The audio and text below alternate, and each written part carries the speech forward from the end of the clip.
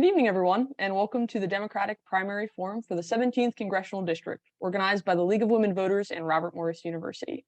The League of Women Voters is a nonpartisan organization that does not support or oppose any political party or candidate.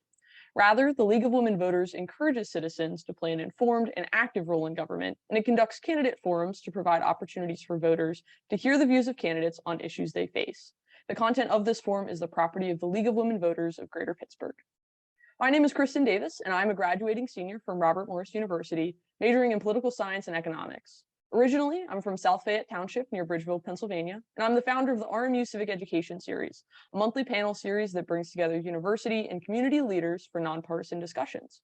Otherwise, on campus, I currently serve as the president of the RMU Bands, and I'm heavily involved with the University Honors Program and the RMU Women's Leadership and Mentorship Program, in addition to interning with Girl Scouts of the USA. I'm excited to be with you all tonight to present this opportunity to the constituents of the 17th Congressional District, and I'm looking forward to our discussion. Joining us tonight from the Democratic Party, in order of how they will begin speaking tonight, are Sean Malloy and Chris Deluzio. By being at this forum, candidates have agreed in writing to follow the rules and regulations of the forum as established by the League of Women Voters of Greater Pittsburgh. The response order has been drawn with draws shortly before tonight's program. Because of time constraints, we may not be able to ask all of the questions that have been submitted. Any questions in the guise of personal insults will not be asked. Duplicate or very similar questions will be consolidated. All responses have a time limit of 1 minute, and you will see on the screen a clock that will count down and alert you when you have 30 seconds remaining, 15 seconds remaining, and when to stop. These time limits will be strictly enforced. There will be no time given for rebuttals, and if a candidate wishes to respond to another candidate's statements, you will need to use time from your answer to the next question. Please wrap up when I ask you to, and please do not interrupt your opponent. All moderator decisions are final. So let's get started, and Mr. Malloy, will start with you. Please tell us about your qualifications for this position, including relevant experience, and tell us why you're running for this office. Yes, thank you so much for having this forum, and I will proactively apologize. I'm on the tail end of COVID, so I will be coughing probably throughout this. But I got in this race because I am from this district. I grew up here in Hampton Township, went to public schools, and my family gave me a good middle class life.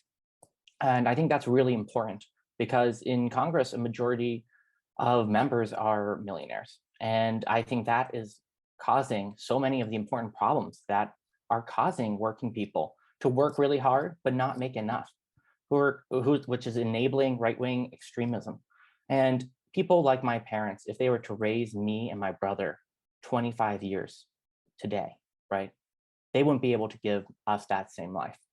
I also have extensive experience working at the national level, advocating for working people, for progressive values, and making sure that underrepresented people are seen in government.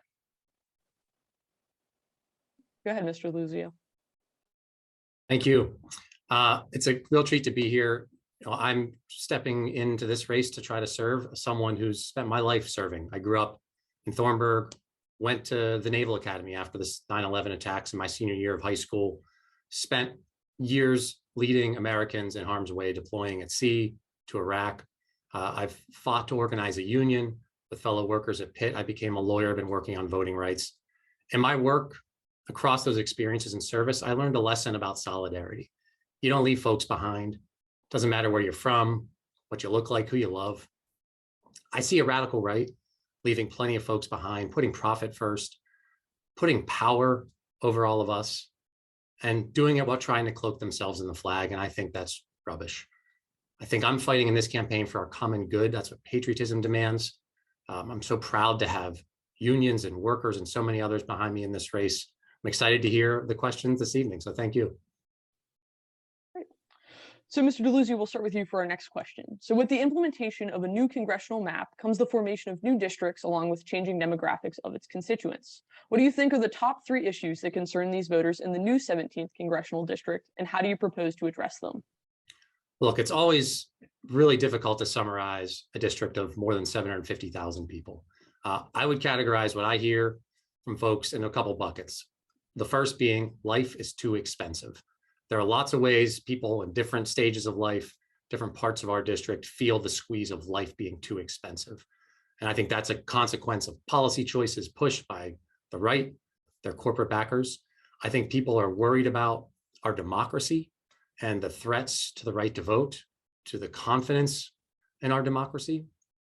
And I think folks are worried about turmoil abroad, fighting in Europe, threats to sovereignty, people in Ukraine and elsewhere.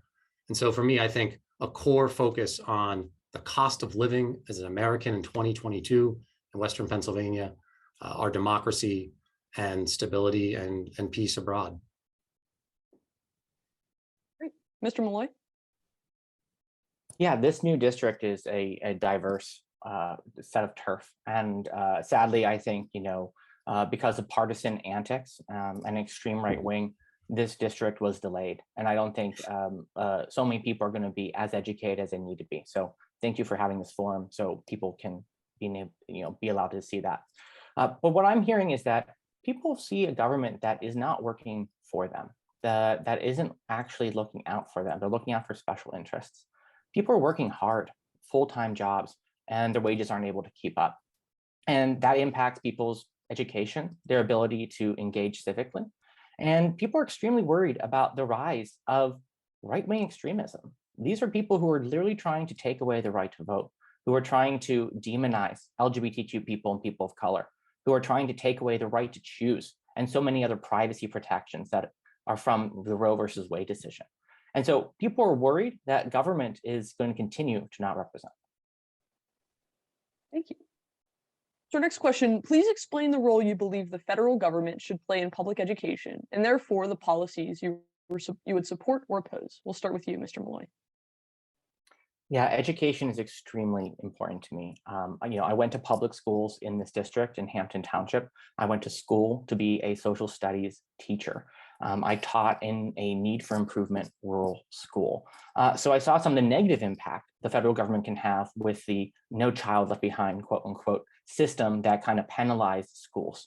But we've also seen some great successes from the federal government. And I think that there are more to be had, when it comes to school lunches and breakfast, for students. The idea that schools are of the community, working with parents and families, but also small businesses and community groups to help prepare students for the skills they need to enter whatever career they want, whether that's a trade, whether that is going to four-year university, whether that's going to community college or entering the workforce. Our schools need to be places that make sure our children are prepared for the 21st century economy. And I'd work to do that in Congress.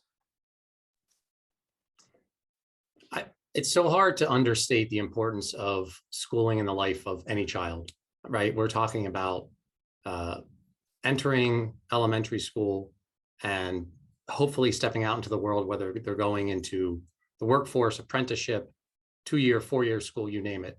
Those years are critical. The federal government has a strong role to play in making sure, alongside local and state government, that schools are funded. They have the resources they need. We saw in the pandemic what it meant for schools that didn't have the resources that they needed to be able to support kids who couldn't get into school or couldn't learn in a hybrid way, or couldn't even invest in things like air filtration that we need. But that's just a piece of this, right? We're only talking about age 5 or 6 for folks. Any parent of young children knows there's a lot that happens before that first day in kindergarten, where our federal government is failing to support families. We've got to do more, of course, to bolster public education, but also those critical years before school starts. Thank you. So as we are fast approaching a summer Supreme Court ruling, which has the potential to overturn Roe v. Wade, how would you address the issue of women's reproductive rights and healthcare as a member of Congress? Mr. Deluzio, we'll start with you. Well, I'm not under any illusion that Roe v. Wade is anything but dead at this point, which is a sad state of affairs. The Supreme Court seems to have made clear what will happen. The states are following their cues. And so we are seeing the right to choose, the right to an abortion that's been long precedent in this country, effectively gutted. And the most direct response and thing that we need to do, that I hope to have a say about, is to codify the right to an abortion, codify Roe v. Wade by passing bill in Congress that's passed the House, that is dying like so many others in the Senate. And so I think that will be, unfortunately, what will be asked of this Congress on a range of issues as this Supreme Court, which is increasingly out of touch and waging, I think, culture war against our core freedoms continues to attack those freedoms. Go ahead, Mr. Malloy. Thank you. Yes, this has been the right-wing plan for almost half a century to get to the moment that they are likely to achieve this summer, repealing Roe versus Wade. And it's important to understand that this isn't just about women's rights. This is not just about reproductive freedom. This is about the right to privacy. And this is going to be the first step in attacking the rights people in the United States have. We are already seeing the next wave of their attacks when it comes to anti-LGBTQ rhetoric that we've seen in Florida, not being able to talk about people like me, LGBTQ people. And that's really a perfect example of the right-wing extremism that we cannot be afraid to attack head on. I'm proud to have been working for a pro-choice organization for the last 4.5 years and an LGBTQ organization. Those issues are hand in hand, and I will definitely be working to make sure that we codify Roe versus Wade in Congress. Thank you. So, Mr. Malloy, our next question will start with you. Misinformation and disinformation are poisoning our democracy by stoking fear and division. What are your suggestions on how to counter this trend? Yes, that is an understatement, I would say. Our democracy is literally on the brink. Misinformation and lies about the election that were spread online led to an insurrection at the Capitol building, to a president not almost taking power. That is hugely problematic when you're running the longest democracy in the history of the world. And we need to make sure that we continue that. And combating disinformation is the #1 way to do that. This means that tech companies need to make sure that they aren't part of the problem, that their algorithms aren't incentivizing hate, aren't incentivizing disinformation. Right now, if you say something that's hyperbolic, guess what? You get put to the top of the list. You get the most likes, you get the most favorites. We need to be making sure that that behavior is not incentivized, that those algorithms are drawn out, that we have actual government intervention to make sure that they are not misinforming the American people. Thank you. Someone who's worked in voting rights, who's worked on election security and democracy issues, it is unbelievably toxic. And we are at a place in our democracy that I never thought we would be in my life. I'm sure others who've lived longer than me would feel the same way. It is a real threat to the security of this country. And I think front and center in peddling, in adding fuel to that fire, are the large tech monopolists. And we have to be pretty direct and clear about what we need to do. And that's swift and strong antitrust action against these companies, these monopolists that have put out of business competitors, gobbled them up, killed local media and news outlets. These are the platforms that are not only strangling speech, but also elevating the kind of mis and disinformation. So we have to break their hold on public discourse, to break their power and create more avenues, competitive avenues, where information of all kinds can flourish. Thank you. So our next question was submitted from the public, and it is, what is your position on requiring disclosure of the source of campaign donations? So Mr. Deluzio, we'll start with you. Absolutely. Look, candidates have to do that. As you're a federal candidate, at least you have to do that. Who doesn't have to do that are the super PACs, who, because of the Supreme Court's horrendous decision in Citizens United, can spend unlimited sums of money, and that money can be obscured. And so that's a gross part of our election ecosystem. Even though candidates follow those rules of disclosures and expenditures, we have outside money, unlimited outside money pouring through our politics, corporate money, dark money, and it's corrupt, it's crooked, people don't trust it. I wish we could say I'd vote for a bill in Washington and change it, and the reality is that won't be enough. We'll have to pass a constitutional amendment or have a different Supreme Court, and we've got to be fighting to do all of those things, because this is, I think, a key part of why trust in our democracy is eroding.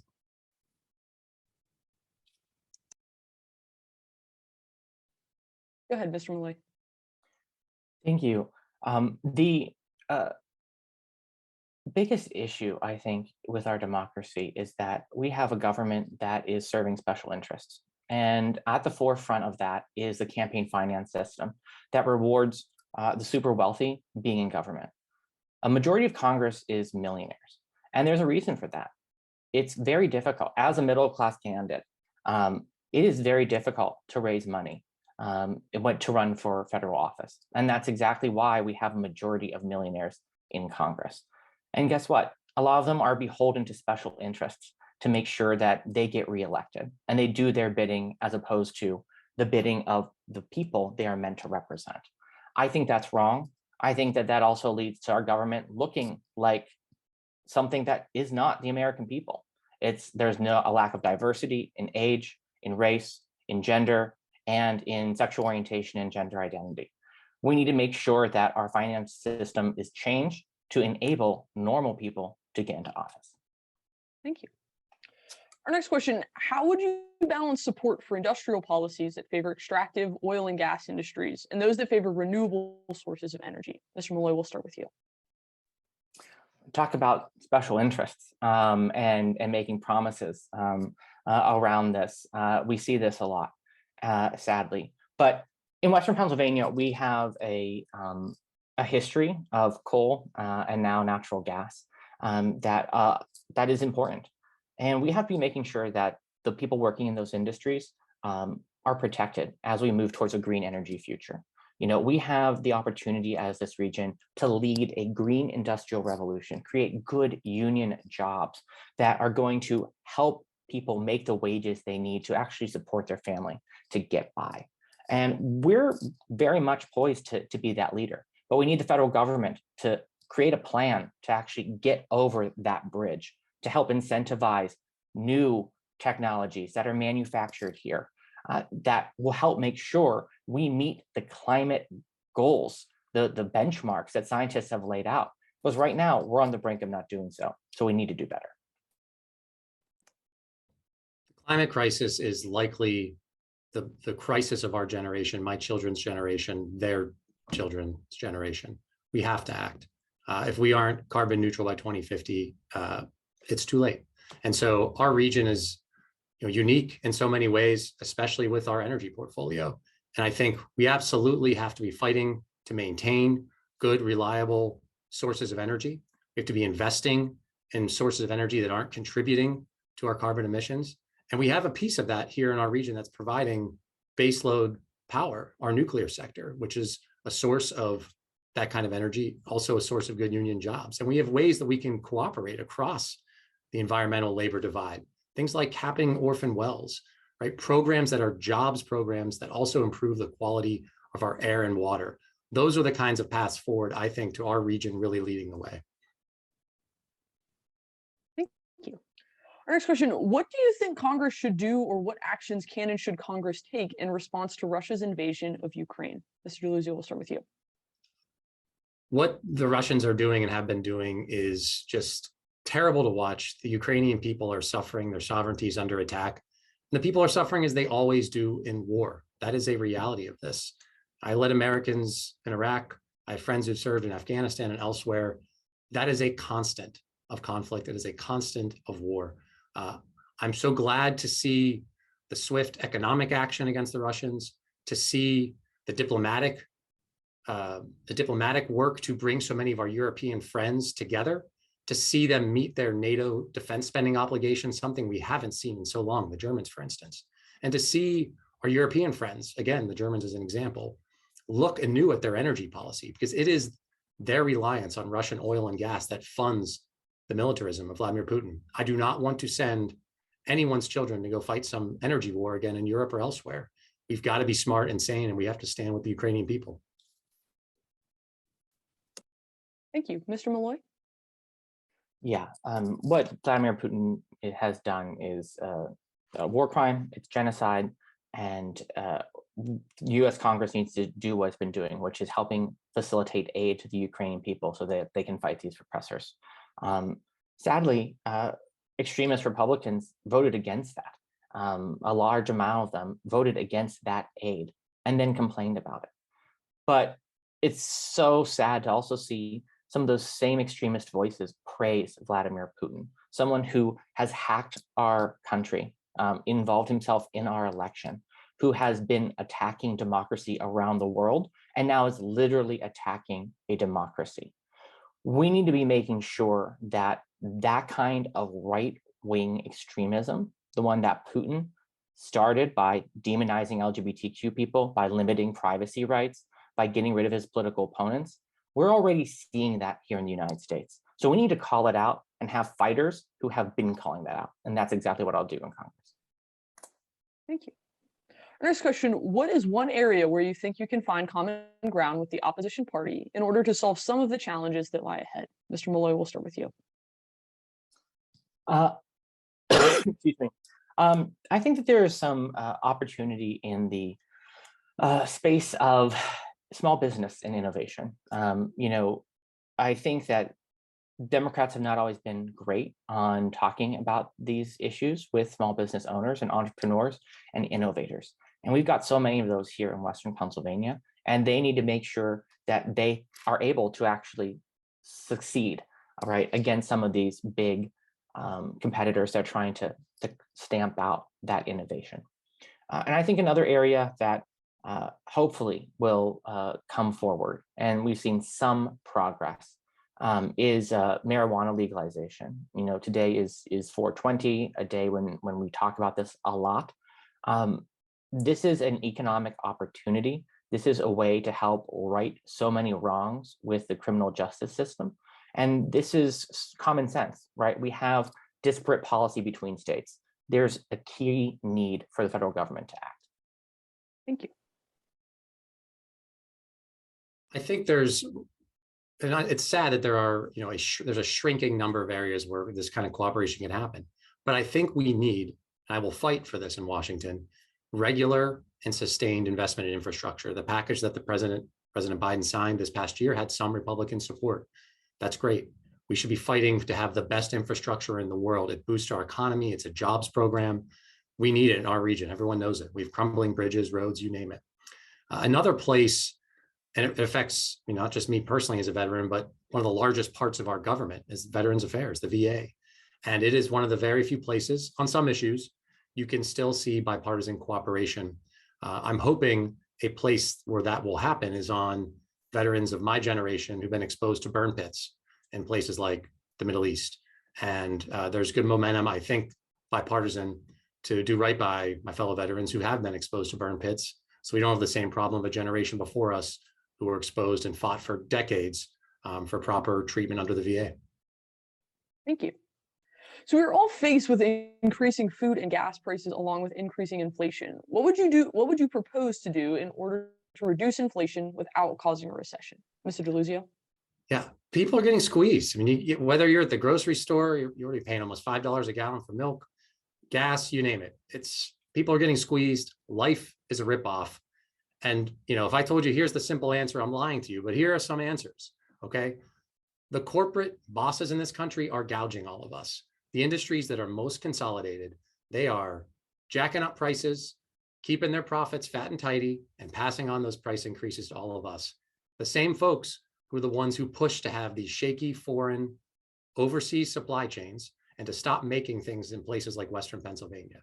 Those are policy choices. They are bad. We are seeing this and living it today. Every time we pay for something with relying on foreign manufacturing, companies chasing profits with cheap labor, and supply chains that are too fragile, too stretched out. Let's make stuff here. Let's make it with union folks, and let's get back to work. Thank you. Mr. Malloy? Yeah, I think that the biggest issue people need to understand is that so many of the prices that are going up purely for corporate greed. They might say it's a supply chain. They might say it might be X, Y, or Z. But honestly, they have so much power in the marketplace, they can raise prices, or there's so few competitors, they agree to raise prices, and that's what they've done. That's wrong. And I think that there's room for government to say that is wrong and that they should not be able to do that. But another thing that we need to make sure happens is that we need to raise the minimum wage, and we need to actually index it to inflation. It's $7.25 right now. It's the same as it was when I was, I want to say, in college, maybe high school. That's insane. We need to be making sure that there is a livable wage no matter where someone is working. And so we need to pass a minimum wage increase, and then we need to index it to inflation to help make sure that people are going to be able to get by, because this isn't going to stop, in the next year. It's going to happen again. It's cyclical. Thank you. So the Pennsylvania Department of Transportation has proposed adding toll roads to several areas in Pennsylvania, including parts of Interstate 79. What are your thoughts on this policy and plans for stopping or moving forward with these toll roads? Mr. Malloy? Yeah, I am very much opposed to tolling. Right, this affects working people the most. Certainly when it is being done at the behest and going to be managed by private industry. It's just going to make a private industry larger. I could go on and on about the Turnpike Commission and how, when it was originally set up, right, it was set up to go away. And we continue to pay tolls that continue to increase. And so I don't think we should be replicating that bad action when it comes to more roads in the Commonwealth of Pennsylvania. I don't think that that people would like that. And I think that this is exactly why we need to make sure that the super wealthy are paying their fair share, so the government can actually fund infrastructure projects that those toll dollars are supposedly going to be paying for. Yeah, tolling is just one more example of what we call a regressive tax, a tax that hits people at the bottom the hardest, because to drive more, you buy more things, you've got less of a budget. That's what that is, right? There are lots of taxes like it. It's gross. And I think it's a consequence of corporate seizure of our government, whether it's in Harrisburg or Washington, right? They don't want companies and the richest people in this country to pay taxes. They push taxes on everybody else. Tolling is a prime example. I don't support that. I think if we don't have a sane tax policy in this country, if we continue to have billionaires who are paying nothing in taxes, paying lower tax rates than standard run-of-the-mill wage-earning folks in this country, that is an obscene choice, and it's why we can't do the things we ought to do in this country. We've got to have the most powerful in this country paying taxes. Thank you. So, Mr. Deluzio, we'll start with you for our next question. Inequality of opportunity, access, and wages are problems for many people in this country, including women, people of color, and members of the LGBTQ+ community. Many states are currently passing anti-gay and anti-transgender legislation with that. What specific steps, if any, would you take to address these issues on the federal level? Yeah, well, I think folks sometimes forget we only even have a very limited set of protections for the LGBTQ community in this country under federal law due to a Supreme Court decision. We don't have the same protections extended as you would under civil rights acts, right? So we have to pass the Equality Act as a bill that we've got to pass in Washington. That's probably not going to be enough, right? And a thing that we are seeing, and whether you're attacking people based on their sexual orientation, identity, race, gender, you name it, the right is trying to divide us in all of the ways, because what their mission is, what the politicians who are bought by the corporations in this country are trying to do is to protect corporate power. They're dividing all of us. They're attacking civil rights, core identity for people. It's disgusting. They're willing to hurt kids just to protect their corporate bosses. We've got to call it out for what it is. We've got to stand strong with those who are being marginalized and attacked, and be ready to offer a better and more positive vision for this country. Go ahead, Mr. Malloy. Thank you. I think this is a problem for those communities because they're not effectively represented in government. White straight men who are millionaires are the ones running the show down in Washington, D.C. And when it comes to addressing this, it's not exactly something that's top of mind.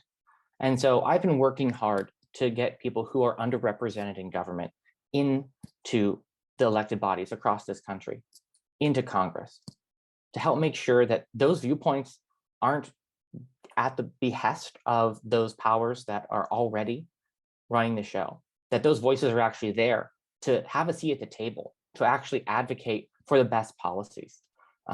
As someone who'd be the first out LGBTQ member of Congress, that I've felt the brunt of these kind of attacks, whether direct or indirect.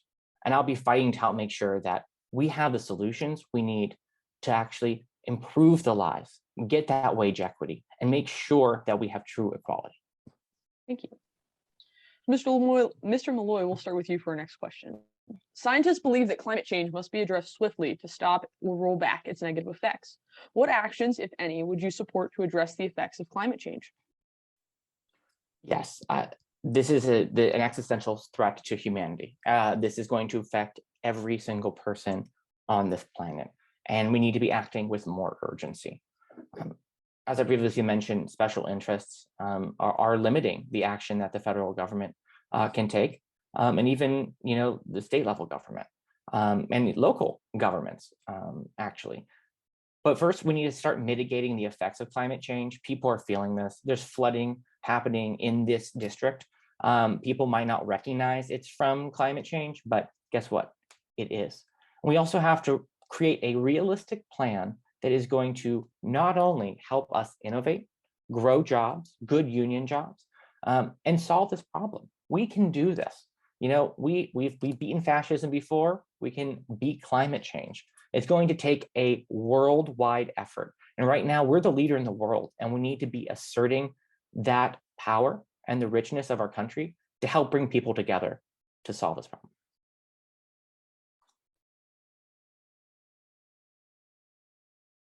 Sorry, I was delayed unmuting there. I apologize. Look, the threats to our climate are, I think, an existential crisis. We are living in a world where we're experiencing extreme weather events. We're experiencing things like mudslides and storms, flooding, you name it. So there's a piece of this that has to be investing in our infrastructure to be more resilient to what's already happening. It will only get worse, as the scientists tell us. We also have to be fighting to have our country, our world, right, be decarbonizing and essentially be net carbon zero by 2050. That is not a small thing. We have to find ways in this region, right, to protect jobs, to look for opportunities, to grow the parts of our energy industry that are going to have those jobs to accomplish that goal by 2050.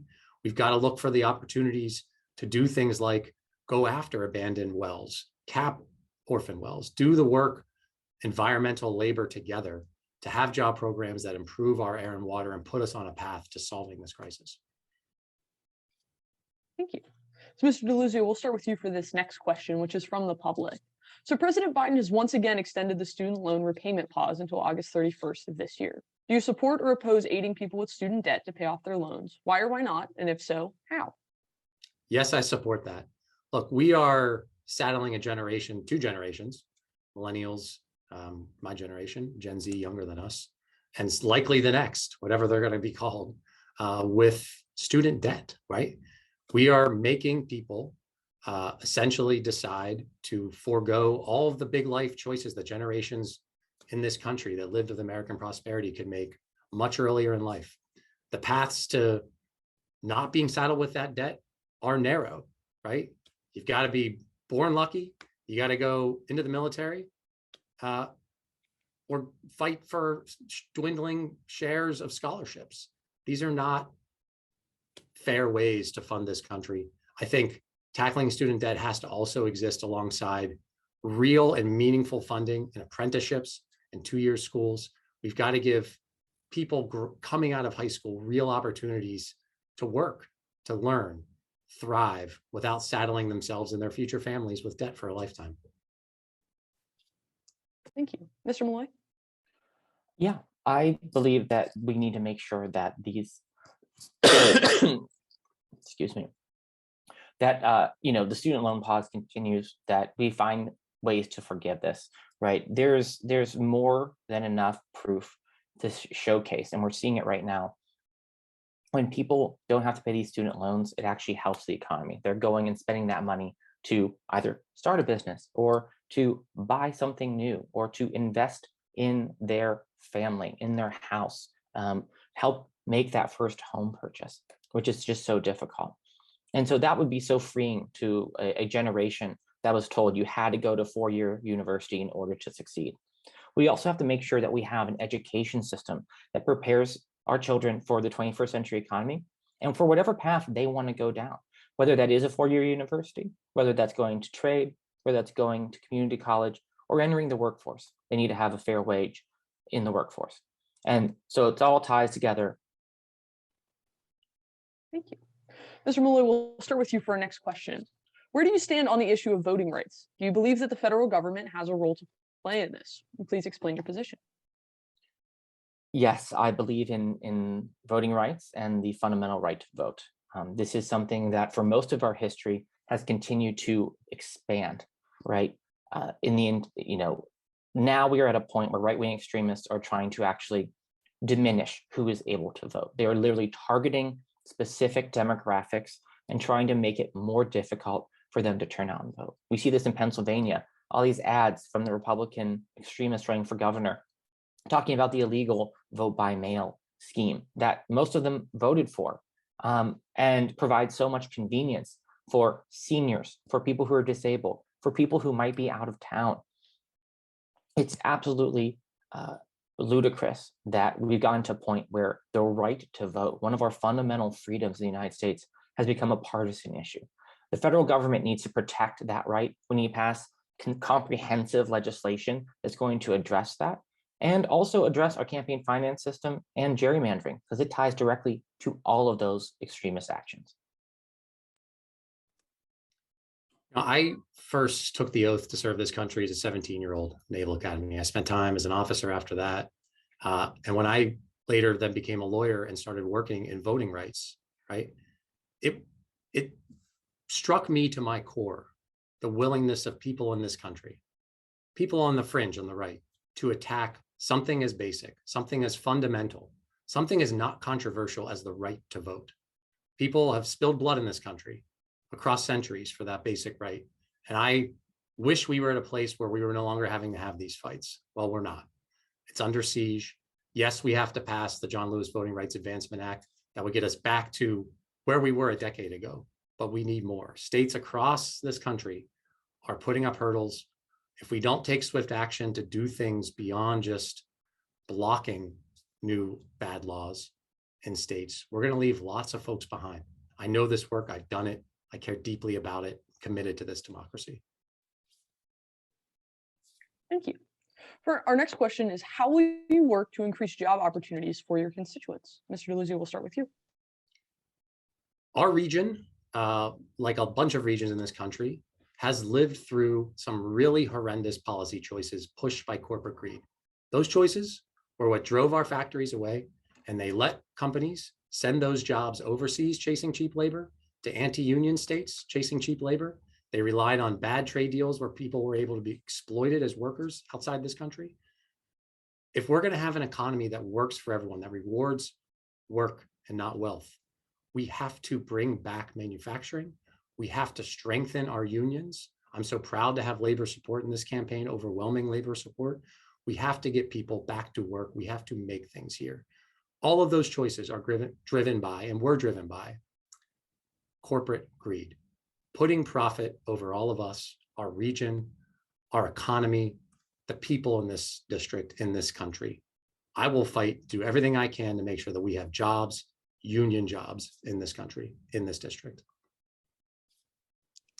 Thank you. Mr. Malloy? Yes, I think that we are seeing that people are fed up with being paid not what they deserve. Right, we've seen this in the unionization efforts of coffee shops in our region.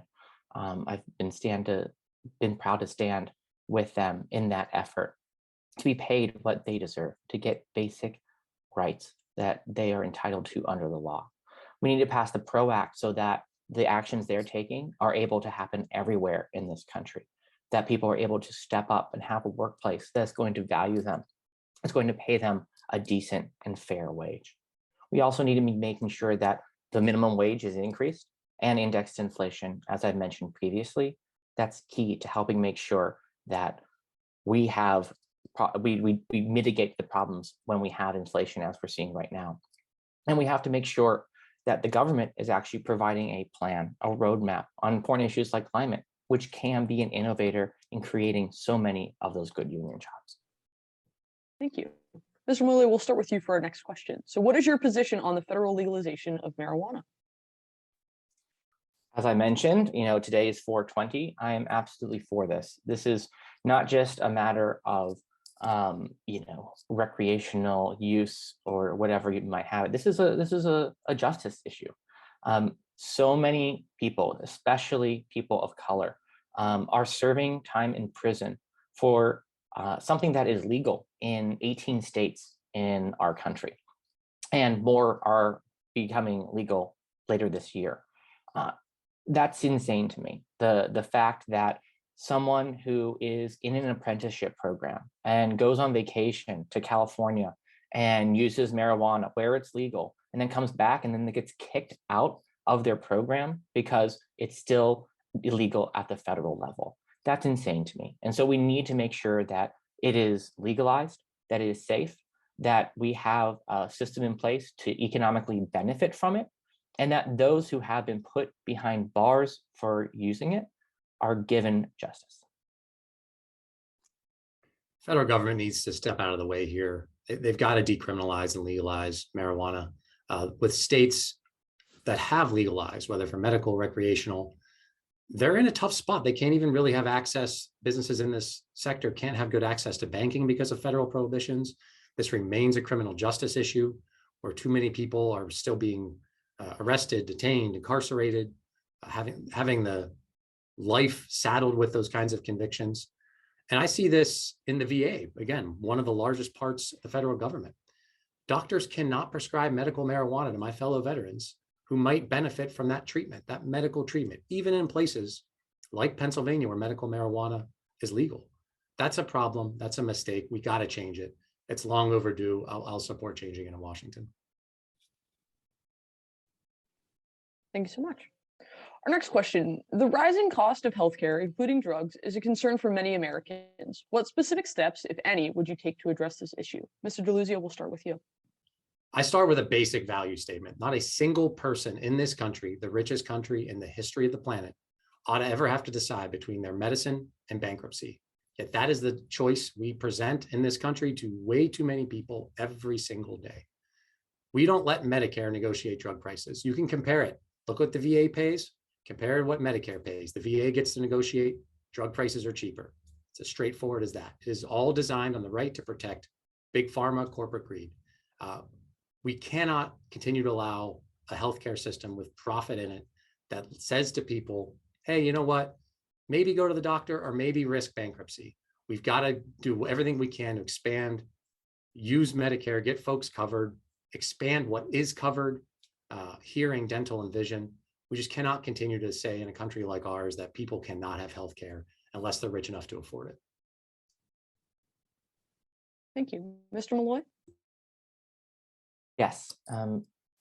As I mentioned, I'm not a millionaire. So when I had to step back from my job in order to run for Congress, I had to go on the exchange. So I'm on the Affordable Care Act exchange through the state of Pennsylvania. My premiums went up, my out-of-pocket costs went up, what I pay for my prescription drugs went up, and I had to make sure I found a plan that covered the doctor that I was going to, an LGBTQ affirming health provider. And that's an issue so many people face. And so many more face not having any coverage at all. The ACA was a great first step. We need to be making sure we are continuing to expand access, affordable access to every single person in the United States of America. That includes negotiating for lower drug prices, that ensures that seniors are also paying less of their hard-earned Social Security dollars. Thank you. Mr. Malloy, we'll start with you for this next question. Gun violence, including suicides, continues to plague Pennsylvania and the entire country. What role, if any, does the federal government play in regulating guns, in particular the home manufacturing of ghost guns and the availability of assault rifles? We just felt this in our own community here in Western Pennsylvania, right? We are sadly in the national news for another tragedy, which was a mass shooting on the north side. And they're still investigating that. But the fact is that there were multiple mass shooting events over the weekend. We see them every single week now that we are able to go outside again in a post-COVID world. That's wrong. The only way that we were seeing a decrease in these mass shootings was because of COVID, because we were isolating. The federal government needs to help make sure that assault weapons, weapons of war, are not on our streets, to help make sure that expanded magazines, things that you do not need to go hunting or for recreation, are gone, to help make sure that ghost guns are regulated in a way that's going to still allow innovation, but make sure that they're not getting on the streets and into the hands of people who are trying to circumvent background checks, which need to be universal across our country. I carried guns, my friends and I did, in dangerous places in our time in the military. Right? We had lots of training. There were lots of rules. These were weapons designed to kill people on a battlefield. And when I see everyday American life and so many being ripped down, shot down, literally shot down by these weapons, it kills me. You know, the fact that we had tighter rules and tighter restrictions there than at home makes no mistake or makes no sense to me. There shouldn't be a single gun sale in this country without a background check. That is not controversial. People all over this district, all over this Commonwealth, all over this country agree with that. Yet we shockingly cannot get Republican legislators to agree. They're out of touch. We need that action. We shouldn't be selling the weapons that I was carrying, my friends and I were carrying. Those were designed for war. They don't belong on our streets. And the action on ghost guns, it's great. We need it. We need real common sense reform to make sure that weapons of war, guns in general, are not circumventing the basic background check system in this country. Thank you. Our next question, what is your position on reforming the criminal justice system in the United States? Mr. Deluzio, we'll start with you. Yeah. Look, if you talk to anyone who's done work, whether it's law enforcement, criminal defense, work in jails or prisons, judiciary, you name it, no one thinks this is working that well. I've represented folks in criminal matters. I've clerked for a judge. It's not a system that does well for people.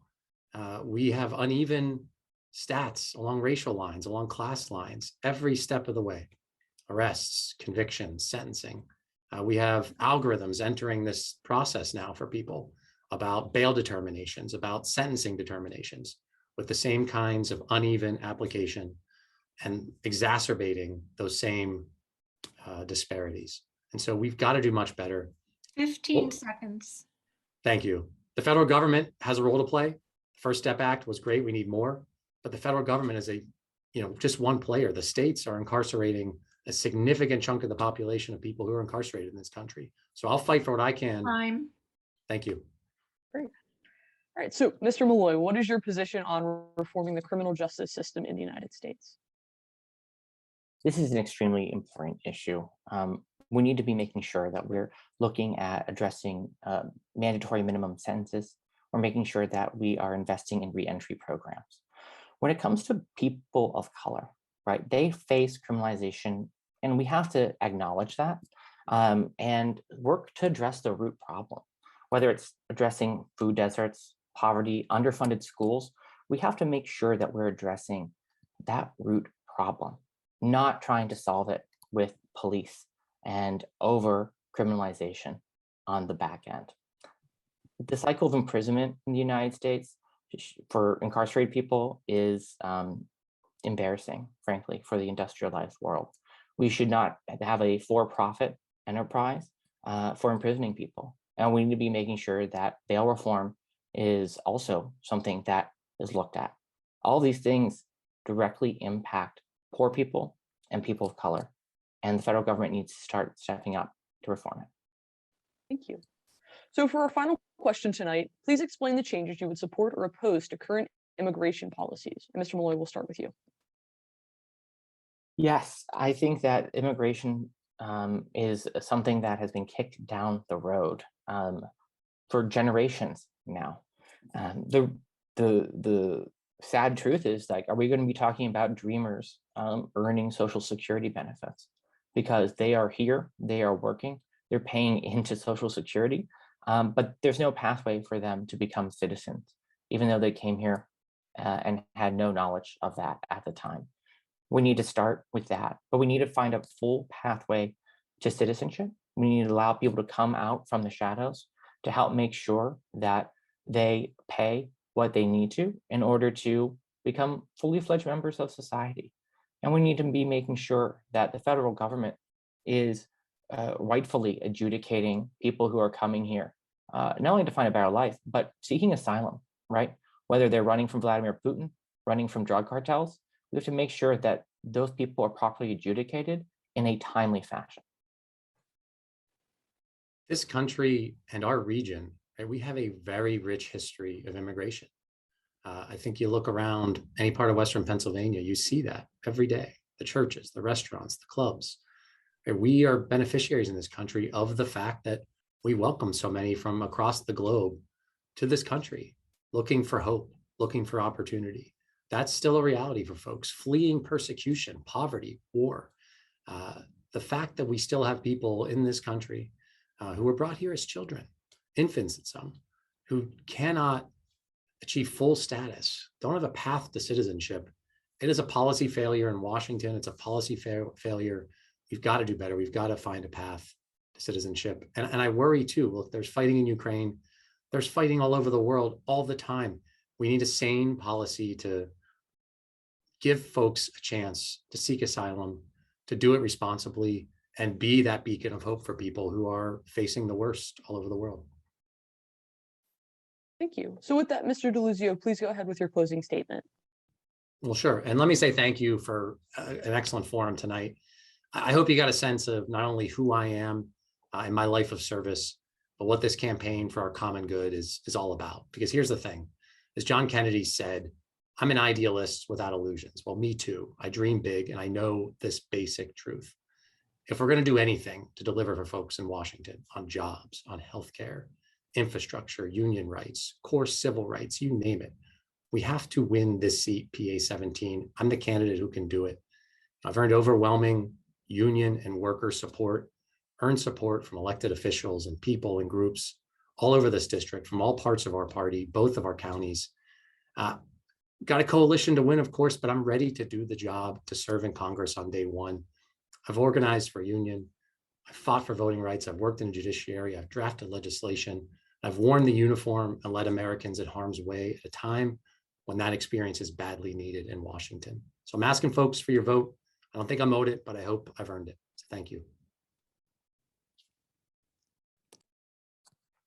Thank you. Go ahead, Mr. Malloy. I just want to say thank you again to the League of Women Voters for organizing this forum. Very excited to have been here and wanted to thank you. There is a clear choice in this race. A middle-class voice who brings a new perspective to Congress, or another multimillionaire lawyer. As right-wing extremists are on the attack, attacking teachers in public education, our right to vote, LGBTQ people and people of color, access to reproductive health care and abortion, we need someone who's not afraid to confront those issues head on. Someone who's authentically from this community, who's actually been here and fighting for our democratic values for over a decade. I'm so excited to have the national experience that will enable me to lead on day one, to win this seat, and to be supported by some amazing people. Congressman Mike Doyle, State Senator Lindsey Williams, the Pittsburgh Federation of Teachers, the Young Democrats of Allegheny County, Steel City Stonewall Democrats, and so many more. I'm proud to be running for Congress. Thank you, Mr. Malloy. Thanks so much. That's the rest of your time. Thank you. So thank you all for tuning in to this 17th Congressional District Democratic Primary Forum. When citizens play an informed and active role in government, our communities are strengthened. Please don't forget that the primary election is on Tuesday, May 17th from 7 a.m. to 8 p.m. A big thank you to both of our candidates for participating tonight. You can look for more information about these candidates on vote411.org, the League of Women Voters online voters guide. You can enter your home address and your entire ballot will appear with candidate information. We wish each candidate the best of luck heading into next month's election. Thank you.